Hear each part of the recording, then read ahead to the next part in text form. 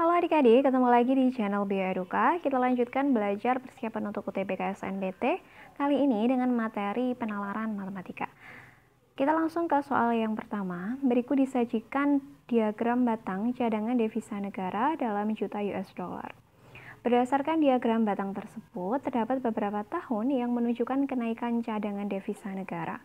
Tahun berapakah kenaikan cadangan devisa tertinggi? A. Tahun 2011, B. Tahun 2013, C. Tahun 2015, D. Tahun 2016, atau E. Semuanya salah.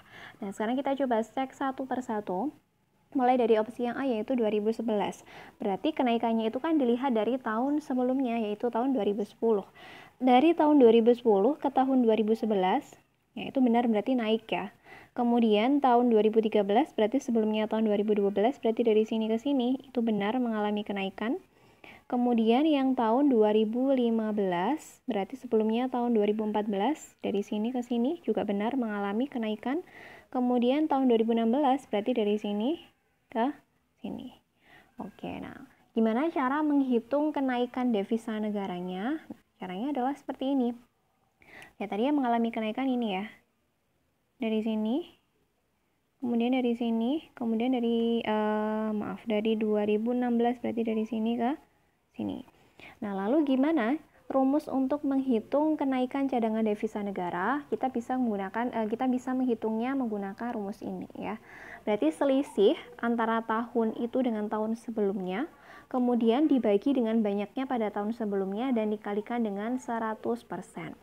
Nah, tadi kan yang mengalami kenaikan tahun berapa saja? 2011, kemudian 2013, 2015, serta 2016. Nah, kita cek nih, kira-kira dari keempat tahun nih, 2011, 2013, dan 2015 itu yang mengalami kenaikan signifikan itu tahun berapa saja? Nah, yang mengalami kenaikan signifikan itu ternyata hanya dari 2010 ke 2011, kemudian 2012 ke tahun 2013, dan dari tahun 2014 ke tahun 2015. Untuk yang 2015 ke 2016 itu memang benar mengalami kenaikan signifikan, mengalami kenaikan, tetapi kenaikannya nggak terlalu signifikan. Oke, sekarang kita hitung dulu mulai yang dari tahun 2011. Jadi kan caranya kita menghitung selisihnya dulu, kemudian dibagi sama jumlah di tahun sebelumnya, baru dikalikan dengan 100%. Nah, tahun sebelumnya, tahun 2011 itu kan 3.720 ya. Kemudian dikurangi dengan tahun 2010, yaitu 2.640. Dibagi dengan tahun yang sebelumnya, berarti dibagi sama yang tahun 2010, yaitu 2.640, dikalikan sama 100%.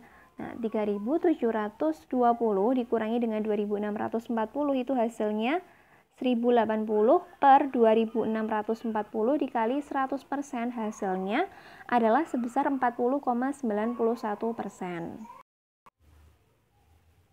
Kemudian yang di tahun 2013 nih, dari tahun 2012 ke tahun 2013 itu kan naiknya cukup signifikan, sehingga ini kita perlu mengeceknya. Berarti tahun 2013 itu sebesar 3.360 dikurangi dengan 2.520 dibagi dengan 2.520. Ya, 2.520 itu adalah besarnya cadangan devisa pada tahun 2012, kemudian dikalikan dengan 100%, maka hasilnya sebesar 33,33%.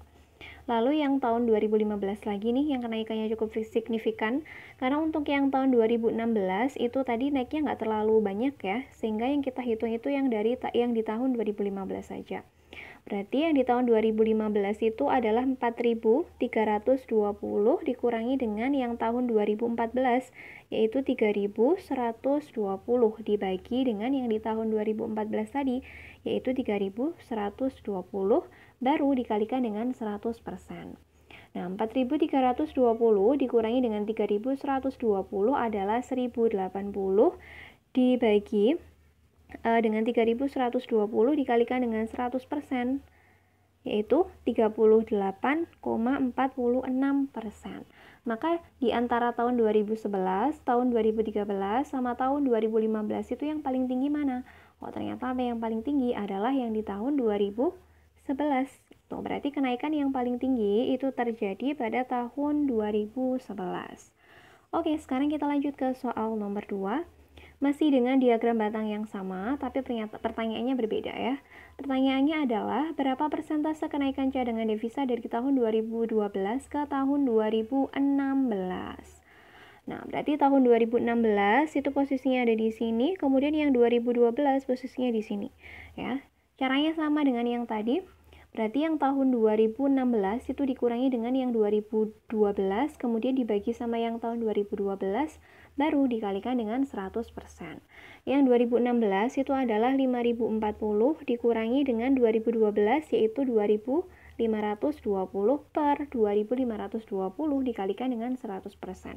Maka hasilnya itu kan 5040 dikurangi dengan 2520 itu kan hasilnya 2520 per 2520, berarti coret ya, hasilnya 1 dikalikan dengan 100%, hasilnya adalah 100%. Berarti kenaikan dari tahun 2012 ke tahun 2016 itu sebesar 100%.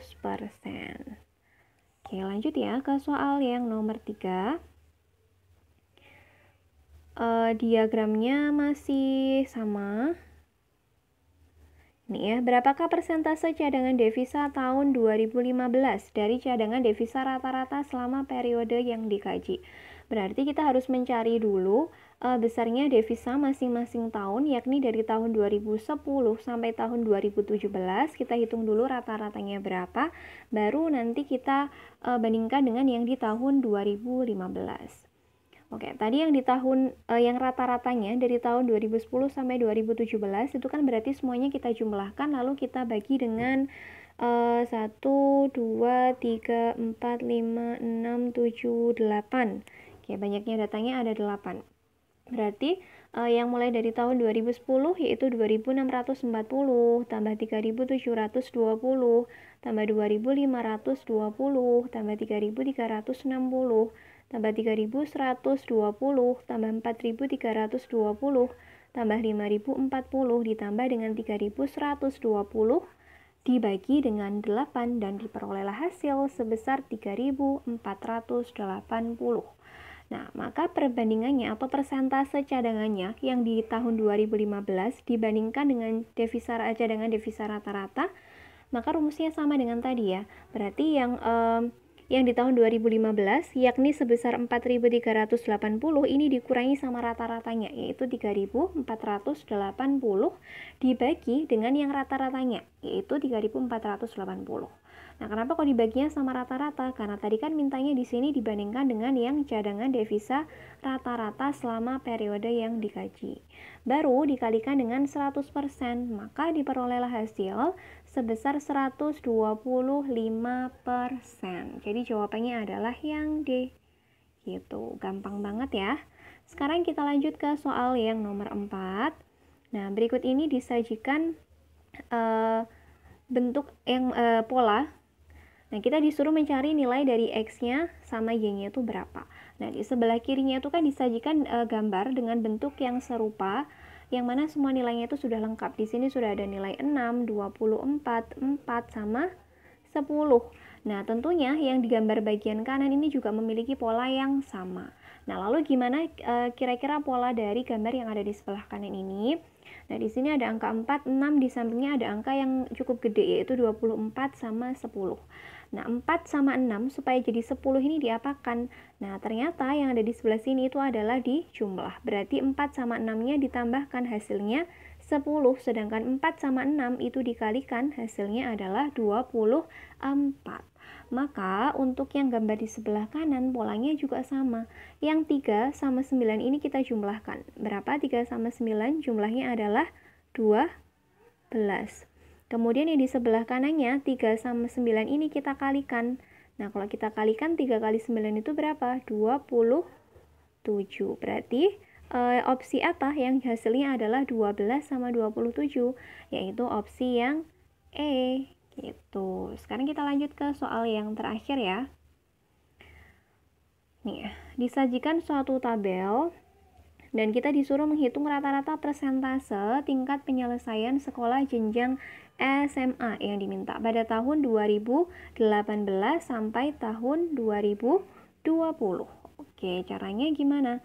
Nah, karena kita di sini disuruh menghitung rata-rata, berarti yang kita hitung ya semuanya kita jumlahkan dulu nih dari tahun 2018 sampai tahun 2020 nih kita jumlahkan, lalu kita bagi dengan banyaknya data. Banyaknya data itu berarti 3 ya, 2018, 2019, sama 2020, berarti banyaknya 3. Oke, berarti 61,84 kita jumlahkan dengan 58,33, kita jumlahkan dengan 63,95, kemudian dibagi 3, dan diperolehlah hasil sebesar 61,37%. Berarti jawabannya yang mana adik-adik? Iya, jawabannya adalah yang opsi yang D. Gampang banget ya. Nah, tadi dari soal yang pertama sampai soal yang nomor 5 ini apakah ada kesulitan? Apakah ada salah satu soal atau mungkin berapa soal gitu yang kalian masih bingung? Nah, kalian boleh tuliskan kebingungan kalian di kolom komentar. Mungkin nanti kakak bisa membantu menyelesaikan atau membantu menjelaskan kembali apa yang menjadi permasalahan kalian. Nah, demikian tadi pembahasan soal UTBK penalaran matematika. Semoga penjelasan yang kakak berikan bisa dipahami dengan baik oleh adik-adik, serta bisa berguna untuk kalian nantinya mengerjakan soal UTBK. Sukses buat kalian semua, semoga kalian bisa diterima di universitas impian kalian. Sampai ketemu di video yang selanjutnya.